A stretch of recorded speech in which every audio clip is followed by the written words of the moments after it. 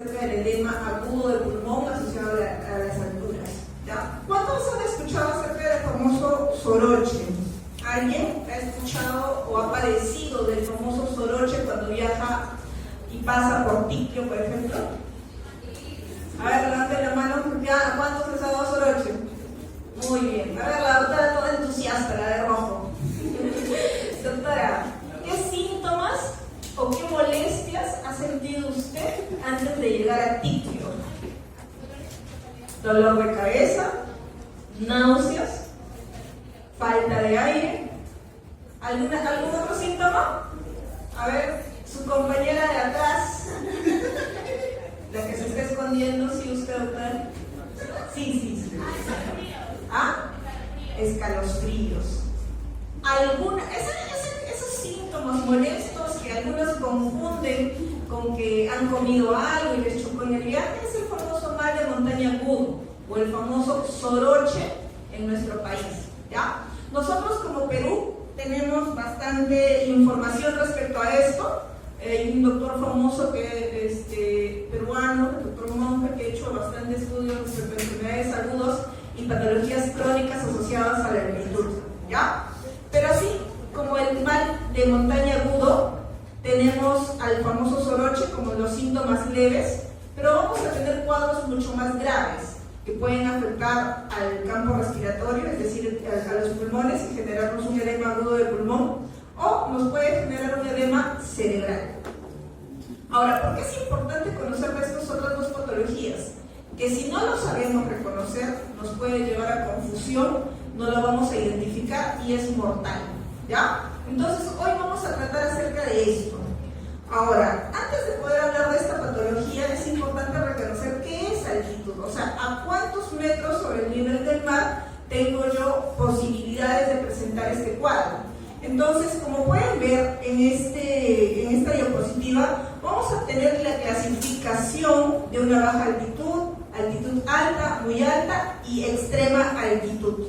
Cuando hablamos de una altitud baja, vamos a hablar por debajo de los 1500 metros sobre el nivel del mar. Recuerden que Lima, hasta el centro de Lima, estamos hablando a 0 metros sobre el nivel del mar. Por detrás de eso ya nosotros vamos incrementando la altitud. ¿Por qué esto es importante? ¿Qué diferencias hay en términos de presión parcial de ciertos gases en la costa respecto a la altitud en otros puntos de nuestro país? ¿Alguien sabe? Perfecto. La presión parcial del oxígeno en este caso es mucho menor a nivel de la altitud. No es lo mismo estar en la costa a cierta presión parcial de oxígeno que irme a Tokio o a otros puntos más altos del mundo. Entonces, así como el oxígeno va a disminuir su presión parcial de ese gas, va a pasar lo mismo con otros gases.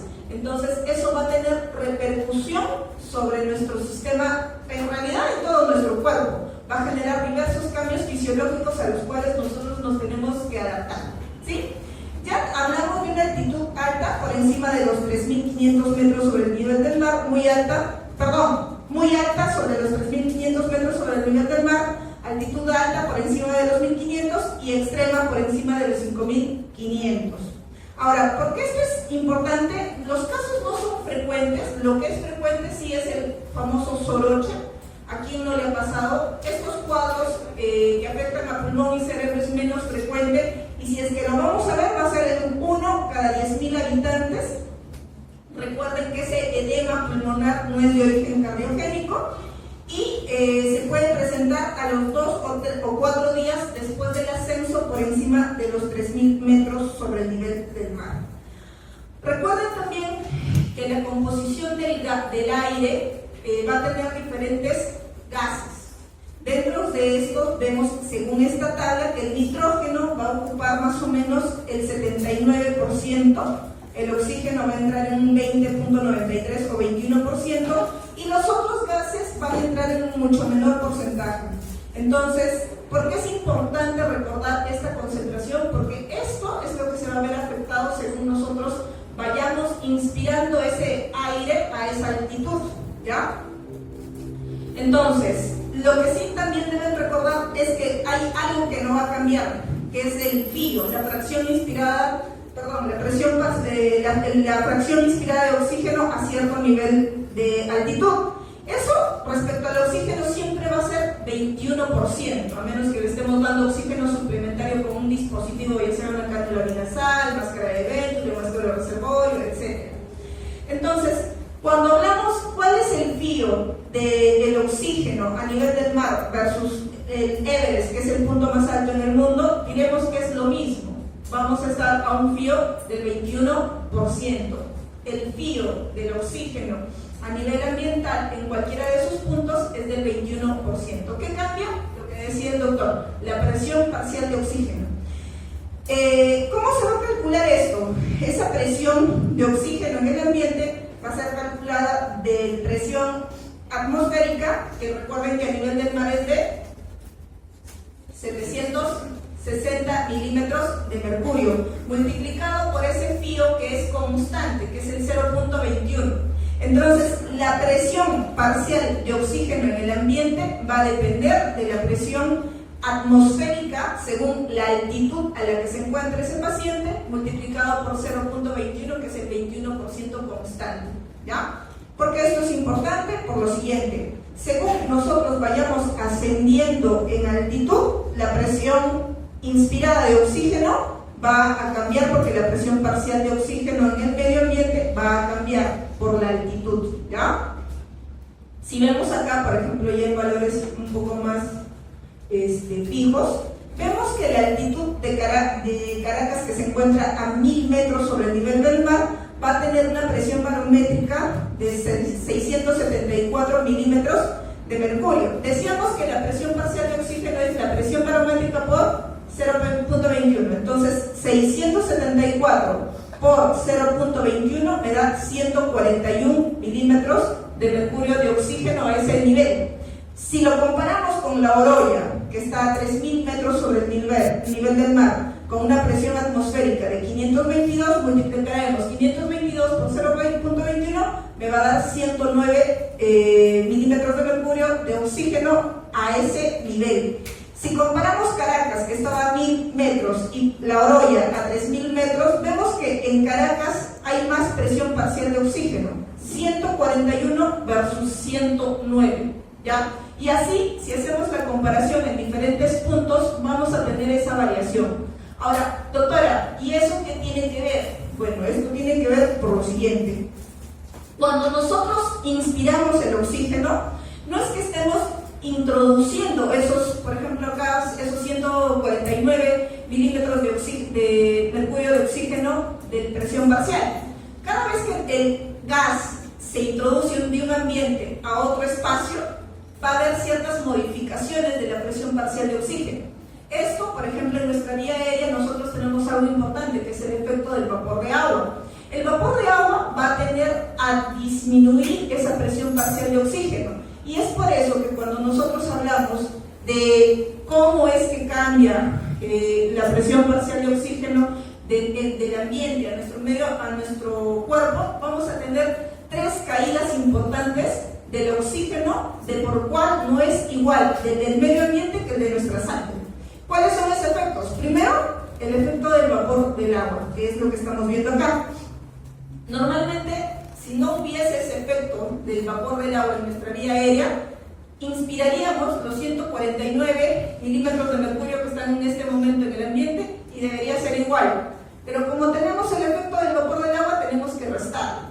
Entonces, vemos acá en la cual la presión parcial del oxígeno va a ser la de atmosférica por 0.21 y a eso le tengo que restar la presión del vapor de agua. Entonces, presión atmosférica menos la presión del vapor de agua, que por lo general es 47 milímetros de mercurio, y a todo eso lo voy a multiplicar recién por 0.21. Es decir, en mi vía aérea tengo que restar primero la presión atmosférica menos 47 milímetros de mercurio del vapor de agua, y todo eso recién multiplico por 0.21 para decir que en mi vía aérea existe cierta presión parcial de oxígeno. ¿Hasta ahí claro? Clarito, ¿verdad? Entonces, el primer factor que va a influenciar para que nuestro oxígeno no sea el mismo al del medio ambiente es el efecto del vapor de agua, ¿ya? Y es esto un resumen de lo que les acabo de decir.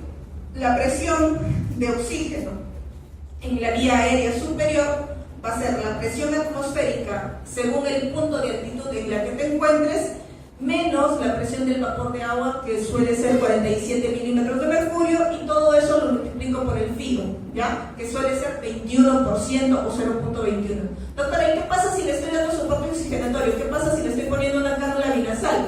Multiplicaremos por la FIO que le esté administrando a ese paciente. Recuerden que nosotros dentro de oxigenación vamos a tener diferentes dispositivos que nos van a suplementar oxígeno.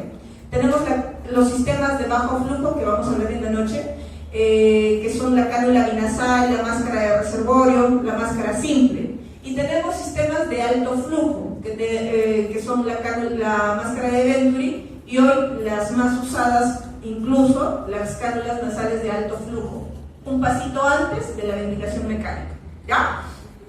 Entonces, esta presión de la vía aérea, o conocida como la presión inspirada de oxígeno, es la presión atmosférica menos la presión vapor de agua por la fracción inspirada de oxígeno, o el FiO2, ¿ya? Esta fórmula la tienen que recordar, les va a servir para la vida, para algún examen. Ya soplé. Listo. Entonces, ejemplos. Si tenemos, por ejemplo, acá en el Monte Everest, en la que nos encontramos a 8.884 metros sobre el nivel del mar, a ese punto vamos a tener una presión atmosférica de 252 milímetros de mercurio. Entonces, la presión de oxígeno en el aire será de 53, y si restamos la presión del vapor de agua, se reducirá a 43. ¿Cuánta diferencia de presión parcial de oxígeno va a existir por el efecto de la altitud, y más si cambiamos de ambiente? Es decir, comparamos el medio ambiente versus nuestro sistema interno, que es la vía aérea superior, ¿ya? Lo segundo, hay un segundo efecto que va a intervenir dentro de la cascada oxigenatoria en nuestro cuerpo para que no sea el mismo que el del mismo ambiente. Uno, recuerden hasta el cansancio, efecto del vapor de agua. Segundo, la famosa efecto ley de Dalton, en la cual el CO2 va también a ocupar un espacio, por decirlo así, y va a disminuir esta presión parcial en nuestra vía aérea para que el oxígeno sea menor. Entonces, ¿cuánto va a intervenir? Más o menos va a agregar más o menos 5.8% de volumen respecto al que entraba al alveolo. Es decir, yo tengo que al final tener en el alveolo la presión alveolar del oxígeno, toda la fórmula que hemos aprendido hace un rato, menos la presión alveolar del CO2 por el efecto que les acabo de comentar por la ley de Dalton, dividida entre una constante, ¿ya? Otra vez, la segunda caída o la segunda razón por la cual la presión parcial de oxígeno en nuestra vía aérea no es la misma que el del medio ambiente es por la ley de Dalton, en la cual habla que el CO2 va a tener un efecto sobre la presión parcial del oxígeno, reduciéndola. ¿Cómo vamos a hacer ese cálculo? La presión inspirada de oxígeno, que es la presión atmosférica menos la presión del vapor de agua multiplicado por el FiO2, a todo eso le tengo que restar la presión alveolar de CO2 sobre una constante, ¿ya? Entonces, acá van a ver los diferentes ejemplos que se van a hacer. Si ya hablamos de estos ejemplos, vamos a tener que la presión alveolar del CO2, por ejemplo, a nivel del mar puede ser 44, comparado del Monte Everest puede ser de hasta 15, ¿ya? Y si hacemos este cálculo, la constante del cual les hablaba acá en el R, por lo general es 0.8, ¿ya? Y bajo esa premisa vamos a hacer los cálculos. Y un tercer punto que va a influir en la caída de la presión parcial de oxígeno es el shunt anatómico que nosotros tenemos a nivel respiratorio. Tenemos un shunt respiratorio que va a tener un efecto de un 4% más o menos del gasto cardíaco que solemos tener. Entonces, son esos tres factores que van a intervenir para que el oxígeno de la arteria no sea la misma que el del medio ambiente. Cuando ustedes les preguntan en su examen cuáles son los factores que intervienen dentro de la cascada oxigenatoria, por lo cual la presión parcial de oxígeno a nivel de la arteria pulmonar no es igual que el del medio ambiente. ¿Cuáles son? Vapor de agua, efecto de la presión parcial del CO2 y el shunt anatómico, ¿ya? Entonces, esas son las tres razones por las cuales nosotros no tenemos esa misma presión parcial de oxígeno comparado al medio ambiente, y cómo interviene la altitud para que ésta sea mucho menor, ¿ya?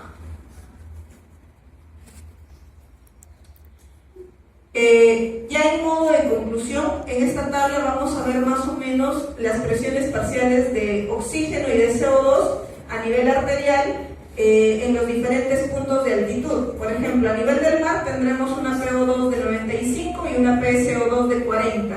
Caracas, 89, PCO2 de 38, y en puntos mucho más altos como La Paz, una PO2 de 57 y una PCO2 de 34. Vemos que estas presiones parciales van a ir disminuyendo respecto a la altitud, ¿ya? Ahora, ¿a partir de qué nivel o qué altitud nosotros vamos a empezar a experimentar cambios fisiológicos? Se dice que por encima de los 1500 metros sobre el nivel del mar, recién empezaremos a presentar cambios fisiológicos, y en ocasional situación podríamos presentar el famoso soroche, ¿ya? Pero sí o sí, por encima de los 2500 metros sobre el nivel del mar, ese paciente va a tener mucho mayor riesgo de presentar los síntomas que acabamos de comentar al inicio. Ahora, doctora, ¿cómo identifico a un paciente que esté presentando un mal de montaña agudo? Antes de hablar del edema pulmonar asociado a la altitud, tenemos que reconocer síntomas del famoso soroche o mal de montaña agudo que estaba comentando su compañero hace un momento. Va a tener dolor de cabeza o cefalea, principalmente asociado a alguno de los otros síntomas. ¿Cuáles? La anorexia, la falta de apetito, las náuseas, la disnea que puede presentar el paciente, el malestar y la alteración del sueño. La cefalea, con alguno de esos otros síntomas por encima de los 2500 metros sobre el nivel del mar, tengo que sospechar mi famoso soroche o mal de montaña aguda. Ahora, ¿a las cuántas horas suelen presentarse estos síntomas? Por encima de los 2500 metros de exposición, más o menos a las 6 a 12 horas de ascenso debo presentar más o menos esos síntomas. ¿A todos? No a todos. Van a haber factores predisponentes que hagan que ese paciente tenga mayor probabilidad de presentar los síntomas. Ahorita vamos a hablar de los factores de riesgo. ¿Cuál es la incidencia con la cual se presenta esta enfermedad? Más o menos entre un 10 a 25% en personas que nunca se han aclimatado. Ahorita vamos a ver qué es un periodo de adaptación y aclimatación. Hablaba de que hay características que van a hacer que un paciente tenga más probabilidad de presentar los síntomas del soroche, edema agudo de pulmón y edema cerebral asociado a la altitud. Entre ellos vamos a tener a las edades extremas. No es lo mismo un paciente pediátrico o un adulto mayor en la que su capacidad de adaptación es mucho menor que el de un adulto normal, ¿ya? Entonces, las edades extremas van a tener mayor riesgo de presentar estas complicaciones. ¿Qué más? El género, las mujeres. Nosotras, las mujeres, por el tema estrogénico y todo nuestro sistema hormonal, tenemos mucho más predisposición a presentar este cuadro comparado a los hombres. El peso, los pacientes con obesidad, ¿ya? Los pacientes con algún grado de sobrepeso o obesidad van a tener más riesgo de presentar un cuadro asociado a mal de montaña agudo. Y los dos más importantes, si ese paciente ya ha tenido antecedentes de ascensos previos con estos síntomas, es mucho más probable que en los próximos ascensos o viajes posteriores vuelva a presentar los síntomas. Si yo tengo historia de que ya tuve un edema o cerebral o pulmonar asociado a la altitud, es mucho más probable que lo vuelva a tener y tengo que tomar medidas preventivas. Y lo otro, dentro de todos los factores mencionados importantes, la velocidad de ascenso. Si yo hago un ascenso rápido entre puntos importantes, voy a tener más probabilidad de presentar los síntomas. Ahora, de todos estos factores, siempre los factores de riesgo, historia previa y velocidad de ascenso son los más importantes para poder presentar un mal de montaña agudo, ya sea edema de pulmón o edema cerebral. Ahora, el edema agudo pulmonar asociado a la altitud va a presentarse en los pacientes que han presentado ya alguna de las molestias previas, como el mal mal de montaña agudo o famoso soroche, y a eso se le va a agregar lo siguiente: va a presentar tos, por lo general una tos seca, puede presentar fiebre, va a presentar disnea, dificultad respiratoria, y esto va a empeorar con la manifestación de un edema de pulmón, ¿ya? El edema de pulmón, caracterizado, si lo auscultamos y lo examinamos a ese paciente, vamos a escuchar los famosos crépitos, vamos a tener tos persistente, cianosis, disnea, e incluso ya la tos ya no es seca, sino que se torna productiva con un esputo asalmonado, ¿ya? Esto se puede presentar dos o más días después del ascenso por encima de los 3.000 metros sobre el nivel del mar. Síntomas. Otra vez, ese paciente, previo a un edema pulmonar, puede ya estar manifestando el soroche, es decir, cefalea asociada a anorexia, alteración del sueño, ¿qué más? Disnea, ¿qué más? Anorexia, náuseas, ¿ya? Algo de estos síntomas ya el paciente debe estar manifestando. Y si a eso le sumo la tos seca inicial y luego productiva con un esputo asalmonado, fiebre, y a veces la fiebre suele ser un factor que confunde a los médicos. Cada vez que nosotros encontramos fiebre pensamos que es algo infeccioso y no necesariamente para esto. Ahora, eso es lo que les comentaba hace un rato. Muchas veces la presencia de la fiebre nos va a conllevar a el error, y a veces vamos a querer dar cobertura antibiótica a esos pacientes asumiendo que es un cuadro infeccioso, una neumonía, ¿no? Una neumonía severa. Y cuando vemos que en las horas el cuadro suele ser muy abrupto, ya tenemos que hacer o pensar que puede estar sucediendo esta patología. Y como ven, va a ser por descarte, ¿ya? Este diagnóstico se hace por descarte. Y hay algunos síntomas o factores que se van a presentar y van a ser confusores, pero tenemos que saber que este cuadro se puede presentar de esa manera para tenerlo en consideración al presentarnos con un caso semejante, ¿ya? Entonces, este paciente, otra vez, tos seca inicial que se va a tornar productiva con una secreción asalmonada, disnea hasta de reposo, progresiva hasta de reposo, la cianosis, la necesidad de estar con ortopnea. ¿Alguien recuerda qué es la ortopnea?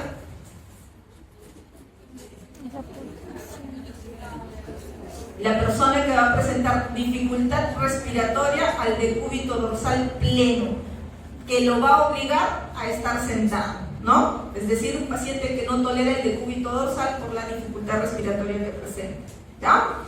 Entonces, todo esto que va a hacer que el paciente tenga que compensar esos síntomas aumentando la frecuencia cardíaca, aumentando la frecuencia respiratoria, para tratar de compensar esa disminución de presión parcial de oxígeno que va a generar finalmente un incremento de presiones a nivel del sistema circulatorio menor, ¿ya?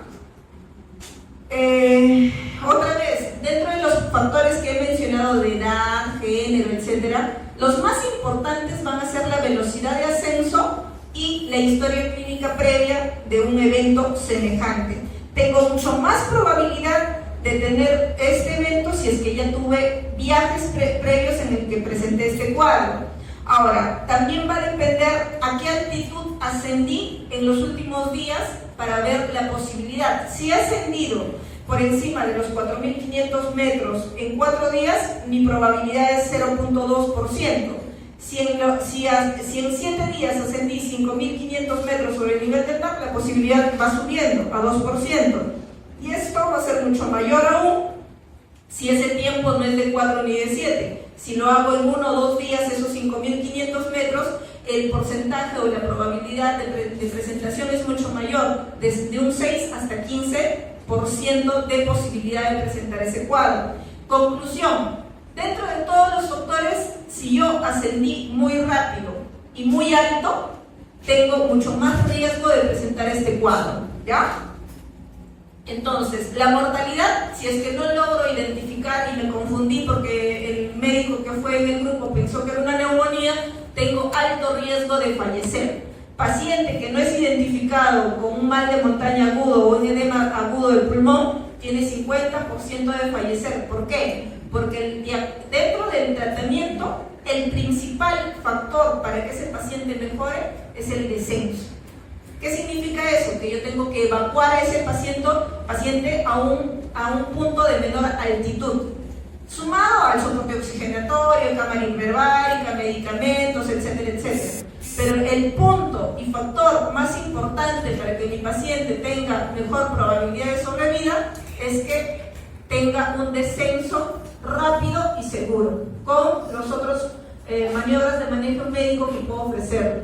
Ahora, si el médico que esté en el grupo no identifica que ese paciente puede estar con un cuadro de edema agudo del pulmón y le doy antibióticos, es lo que primero solemos hacer cada vez que escucho crépito, tos con flema, fiebre, pienso en neumonía.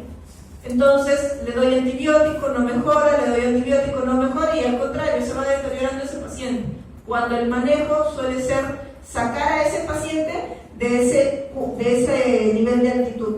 Y todo esto, recuerden que no es de causa cardiogénica. El edema pulmonar que sucede en estos cuadros no es un edema secundario, un problema cardiogénico. Es por la vasoconstricción severa que se da a nivel de los vasos pulmonares, producto de del menor presión parcial de oxígeno que existe en el medio ambiente. Por eso era importante recordar por qué existe la disminución de la cascada oxigenatoria cuando estamos en ciertos niveles.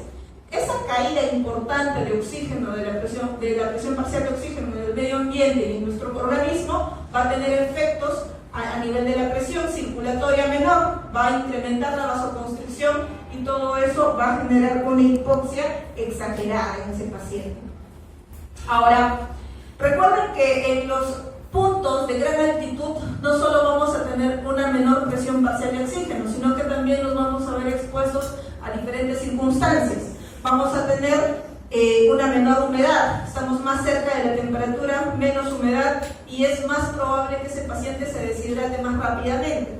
¿Qué más? Menor temperatura con exposición de hipotermia en ese paciente y la mayor exposición a los rayos ultravioletas. Todo esto va a hacer que el paciente, ya de por sí estando en un estado de vasoconstricción del circuito menor a nivel pulmonar, tenga que estar deshidratado, tenga que tener que conservar energías para guardar el calor y la temperatura en ese paciente, generando más respuesta fisiológica en ese paciente.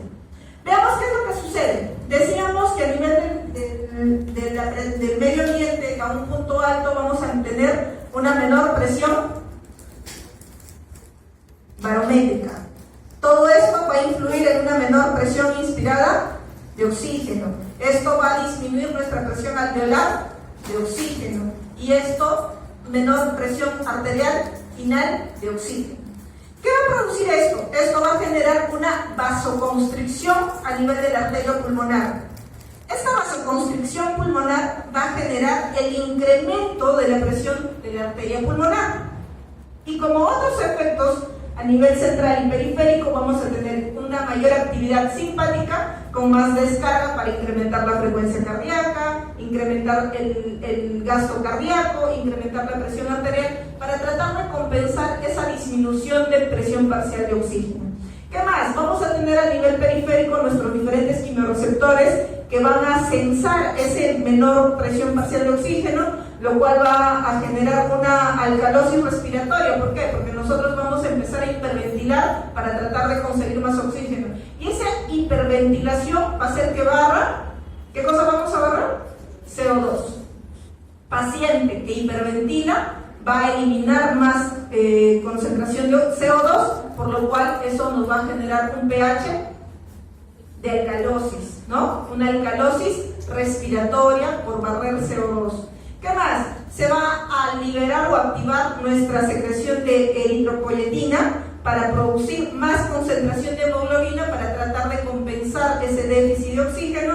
Va a aumentar nuestros factores de crecimiento endotelial para poder generar una mayor angiogénesis y finalmente una mayor permeabilidad vascular. Todo esto como respuesta ante una menor presión parcial de oxígeno según el punto en el cual nos estamos encontrando. perdón, todo esto va a suceder según el tiempo en el cual nos encontremos en ese punto.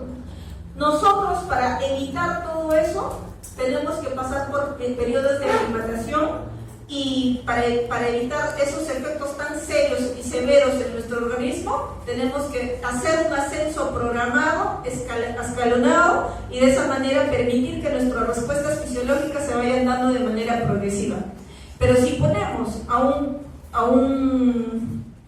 una persona que está habituada a vivir en la costa y nunca ha viajado a una zona alta, vamos a hacer un cambio abrupto de toda esta respuesta fisiológica, y el cuerpo va a tener que responder de una manera abrupta también.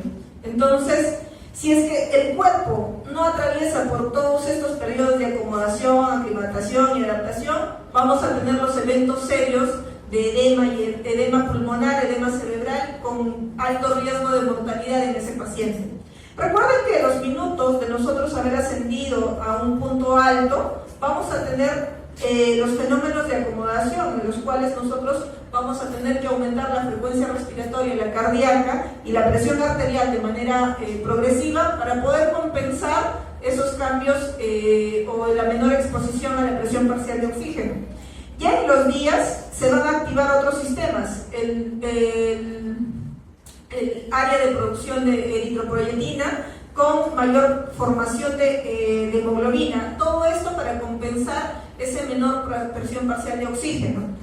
A los días vemos que estos mecanismos iniciales, que son de la frecuencia cardíaca y ventilatoria, van a ir menguando. Las que se van a mantener en el tiempo va a ser la formación de hemoglobina como una medida compensatoria en el tiempo. Es por eso que las personas que viajan a grandes altitudes, tú le haces un control al séptimo día, al día 14, le haces un control de hemoglobina y va a ser mucho mayor, ¿ya? Y esto por las cosas que estamos mencionando, que hay que tratar de compensar esos efectos del medio ambiente para que podamos tener una respuesta a esos cambios medioambientales, ¿ya?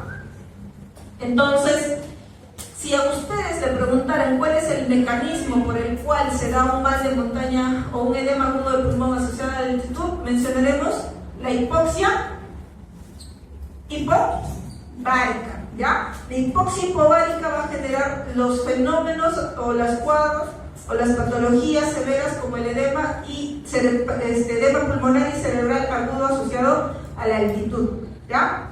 Factores de riesgo, otra vez, el tema del ascenso. No es lo mismo que yo ascienda a 4.000 metros sobre el nivel del mar en 4 días o 5.000 metros sobre el nivel del mar en 7 días, que lo haga en 1 o 2 días, ¿ya? Entonces, la velocidad de ascenso es uno de los factores mucho más importantes que va a permitir que se desarrolle o no este cuadro.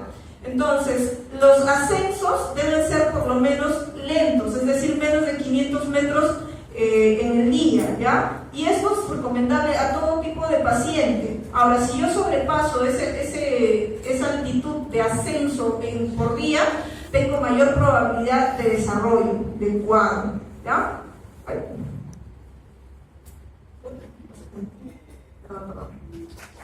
No, falta. La más importante, falta. Chanchos. Ay, ¿por qué me sale acá? Ya, bueno. Ya, en esta diapositiva lo que estaba mostrando es el tratamiento. Se las voy a compartir al delegado completo. El tratamiento.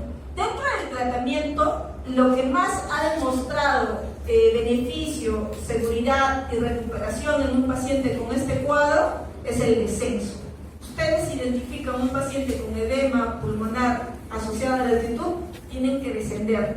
Doctora, no puedo porque hay tormenta, qué sé yo, no hay las medidas necesarias para descender. Entonces tengo que optar por otras medidas, cámara hiperbárica, ¿ya? Soporte oxigenatorio, ¿ya?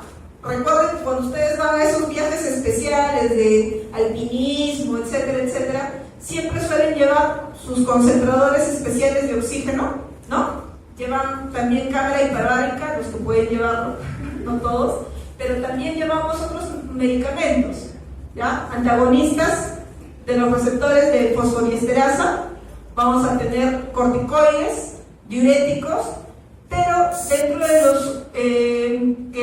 de los medicamentos que más beneficio han demostrado van a ser los antagonistas de calcio, ¿ya? Antagonistas de calcio son los que mejor evidencia han demostrado antagonistas de liberación lenta, ¿ya? Antagonistas de calcio de liberación lenta son los que mejor beneficio han demostrado dentro del manejo, además de la liberación o además del ascenso importante del paciente hacia un punto de menor altitud. Entonces, cuando ustedes les pregunten qué medicamento ha demostrado mejor evidencia para el tratamiento del edema agudo del pulmón, antagonistas o bloqueadores de calcio de liberación lenta, ¿ya? Esto, una tableta cada 6, cada 8 horas, por el tiempo en el que vayan respondiendo. A eso le tengo que sumar soporte oxigenatorio, cámara hiperbárica si es que lo tengo. Doctora, ¿y le puedo dar corticoides? Tiene un nivel de evidencia 1B, 1C, ¿ya? Entonces, en realidad, lo que te va a generar la diferencia es descender a ese paciente, darle tu bloqueador de calcio de liberación lenta, oxígeno, cámara hiperbárica, y ahí debería generar. Doctora, ¿le puedo dar antibiótico por la fiebre? Busca realmente si ese paciente amerita. Tienes que buscar otros factores, ¿no? Recuerden que para que se dé una neumonía, un cuadro de neumonía es subagudo, es un cuadro de 3 a 5 días de evolución, va a tener una tos con expectoración verbusca, etcétera, ¿no? Pero este paciente lo va a presentar inmediatamente después del ascenso.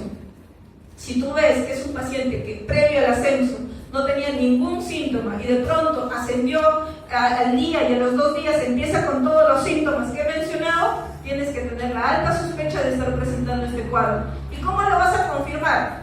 Lo confirmas que cuando desciendes al paciente y empieza a mejorar. Una neumonía no te va a mejorar en las horas ni con el descenso. Y lo otro es que le empiezas a dar los bloqueadores de calcio y va a empezar a mejorar. Una neumonía no te va a hacer eso, ¿ya? ¿Dudas, preguntas acá, doctores? Preguntas de examen, niveles de altitud, respuestas fisiológicas, tratamiento, ya lo acabo de mencionar, cascada del oxígeno, tiene que venir cascada de oxígeno, factores importantes que influyen dentro de la caída del oxígeno dentro de esa cascada, ¿ya? ¿Dudas, preguntas?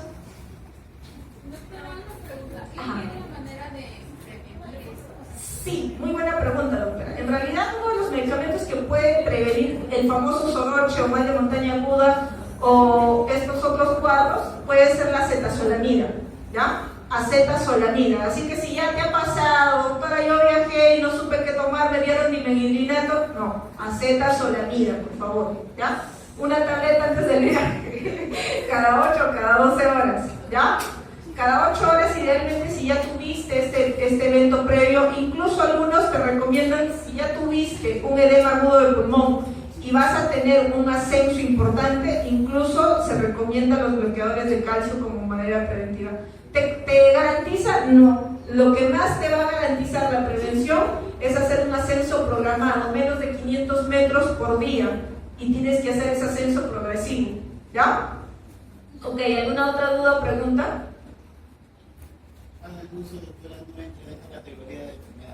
No, pero más o menos va por algo semejante. Igual, soporte es por un tema de presiones, hipertensión, incremento de presiones a nivel de la arteria pulmonar finalmente y todos los efectos semejantes. Pero manejo también el ascenso o la salida lenta, porque si tú en un buzo sales de forma abrupta, ese cambio de presiones que genera, ¿ya? Entonces, más o menos por ahí va la forma en cómo se produce este edema agudo del pulmón asociado al buzo.